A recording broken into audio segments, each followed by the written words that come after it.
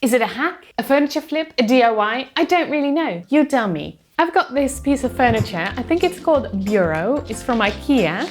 And I'm gonna turn it into a dog bed for our dog, Zoe. Let's see what we can make of it.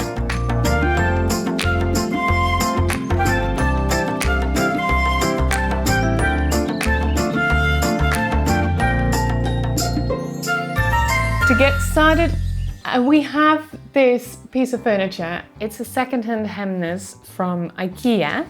And I'm thinking, right here, I can make a dog bed. I already emptied it, so the first step we need to do now is take out the shelf and take off the doors.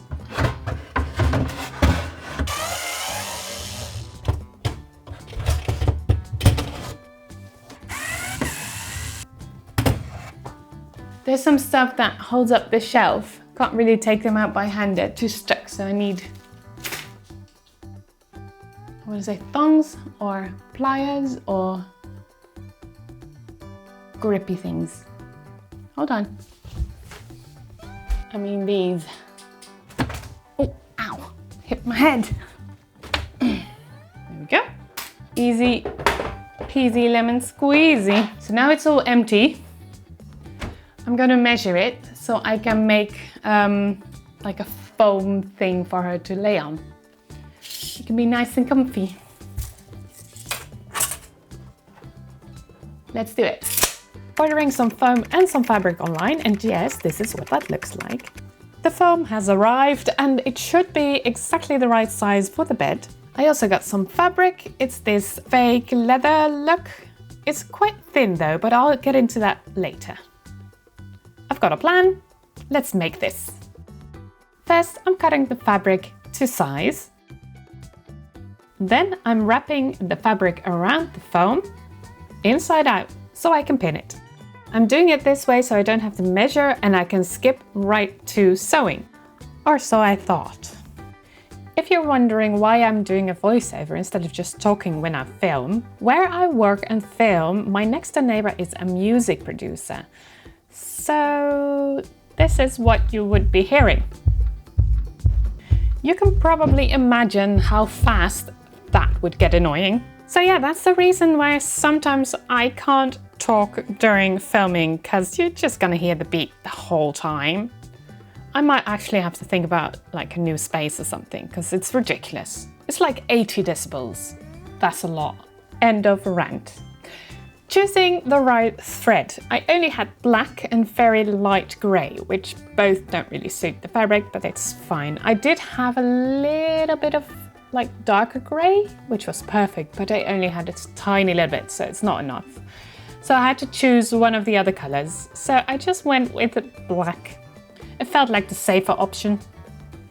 At this point, I realised I'm not ready to sew right away because I did pin it. So it is in the right size, but the pins aren't actually straight. So now I'm measuring everything properly and pinning in the right place with them being in a straight line, so I can actually sew a straight line. I'm making sure all the fabric is nice and flat, drawing a line so everything is nice and straight. And then I'm pinning on that line while the fabric did not move, or well, hardly moved. I mean, nothing's perfect, right? It's good enough. Then it's time for the sewing machine, for real this time. And I'm sewing the line that I was just talking about. I did try a different angle for filming my sewing, because I thought this might be a little bit boring. So I put it on the table, not realizing how wobbly that would be during sewing. So yeah, enjoy this footage. This is the only time I'm using this, I promise. So poof, now it's finished. And I'm just taking off the excess fabric to make it less bulky. Flipping it inside out, no, right side out. Did you know in the Netherlands we don't have a saying for that? We have inside out, but we don't have right side out. How weird is that? I always say outside in, but that doesn't make sense either, because that's the same as inside out, right? If the outside is in, the inside is out. Simple. But we don't have right side out, like a simple way of saying this.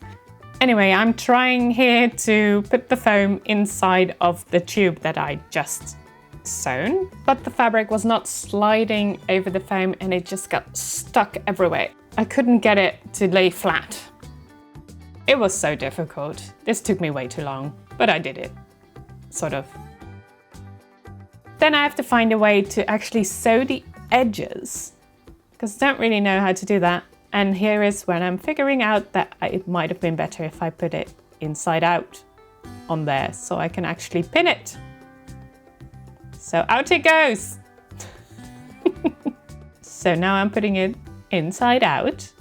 And this way it's a lot easier because the outside of the fabric is very smooth. So it slides over the foam. That was a lot easier. I should have done that right away. Then it's time to figure out how I'm sewing the edges because I couldn't really wrap my brain around the corners, how to do that. So I just took a pen and I just drew on where I thought the seams would have to go.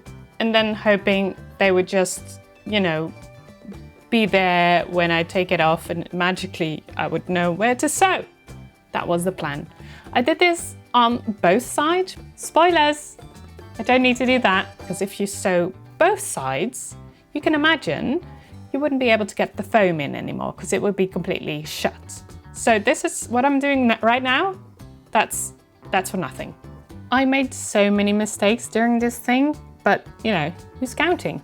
Taking it back out, getting the sewing machine and trying to figure out what I just drew on there. Because it's a line with a squiggle and then it's straight again. And there's another squiggle. And I don't understand. I don't know what to do.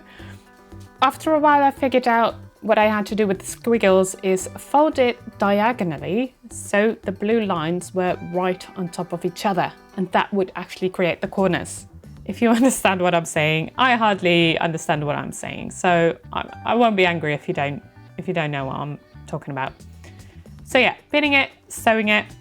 I'm not going to show you the wobbly footage, but here you see that it's not on the blue line that I drew, so this is not correct. So I'm taking it out with the seam ripper, who is my best friend when I'm sewing.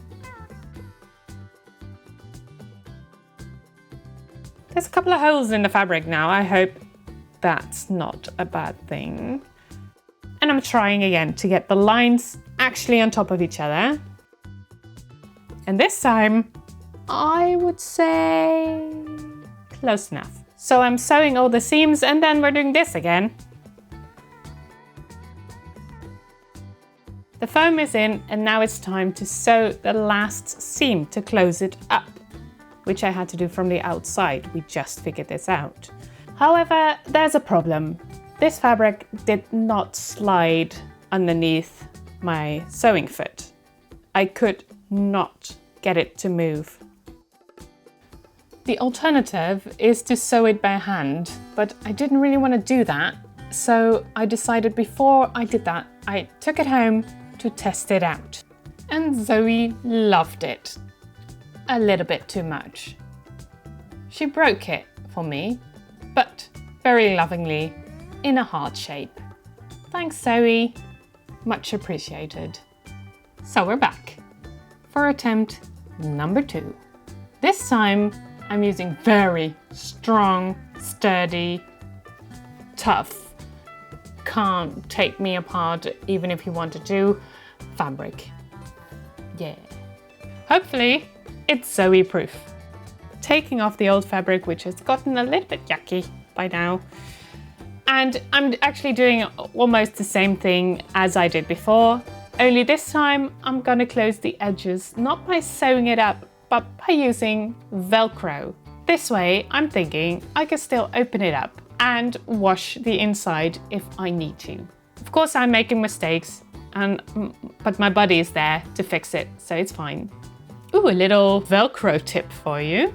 If you want to store a roll of Velcro, for example, this, I've got like the rough part, stick it closed with a little bit of the soft part, and you can easily store it that way without it coming undone.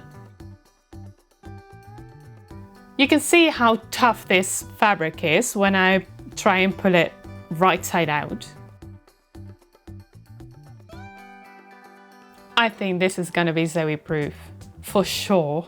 So I'm squishing the foam back into the sleeve. This time it was a little bit easier because the inside of this fabric was a lot smoother than the other one. Closing up the Velcro, and I'm just pushing in the edges, as you can see here. It's fine, nobody's gonna see it. Nobody's gonna know, except for everyone watching. And then it's finished. We've got this strong little cushion to put into the bed.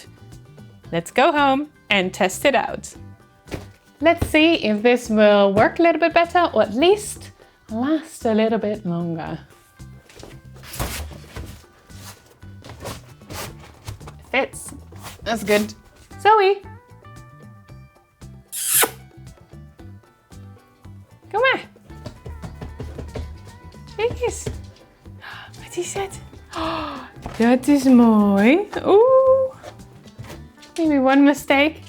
It's a black dog on a black background. I'm not gonna be able to see her at all. Yeah. So, ta-da! If you can spot the dog, well done. But she's in there. I think this will work. If you don't hear back, it's still working. If you hear back, I'll need to make a new one. Thanks so much for watching, and we'll see you in the next one. Say bye. Bye.